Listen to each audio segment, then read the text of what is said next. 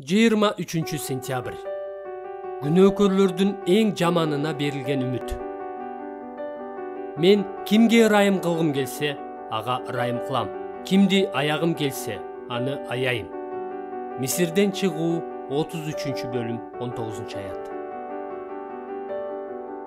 Жаңы эле алтын музоого сыйынып, өздөрүн Мисирден алып чыккан Кудайга акарат келтирген, аны маскаралаган тоң моюн элге Кудай чындап эле ырайым кыла аларына Муса ишенгенге муктаж эле. Кудай Муса муктаж болгон үмүт жана ишенимди берүү үчүн мындай деген: мен кимге ырайым кылгым келсе, ага ырайым кылам. Башкача айтканда, менин чечимим адамдын канчалык деңгээлде жаман же жакшы болгонунан көз каранды эмес. Мен муну эч нерседен көз каранды болбогон өзүмдүн эрким менен чечем. Ошондуктан эч ким Кудайды ал ырайым көрсөтө алгыс деңгээлде жаман деп айта албайт. Мындай деп эсептөө Кудай көз карандысыз эмес жана анын тандоосу шартсыз эмес дегенди билдирмек.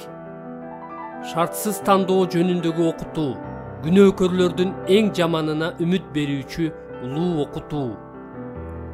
Бул окутуу сиз Кудайдын ырайымына талапкер болгонуңузда сиздин кандай адам экениңиз Кудайдын чечимине эч кандай таасир бере албайт дегенди билдирет.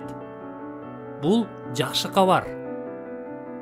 Эгерде сиз жогорудан төрөлө элек болсоңуз жана Ыйса Машаяктын куткаруусуна ишене элек болсоңуз, анда буга чейинки жашооңуз ушунчалык жийиркеничтүү жана татаал болгондуктан Кудай сизге ырайым көрсөтүп, жашооңузда иштей албайт деп ойлоп, үмүтсүздүккө алдырбаңыз.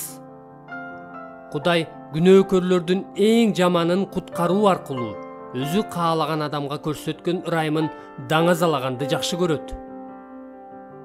Күнөөңүздөн баш тартып, Теңирди чакырыңыз. Жада калса, азыр окуп же угуп жаткан ушул күнүмдүк насаат сөз аркылуу да ал сизге өзүнүн ырайымын көрсөтүп, сизди өзүнүн ырайым сурап кайрылганга катуу шыктандырып жатат. Ошондон кийин гана келгиле. Ошондо талкуулап көрөбүз дейт Теңир.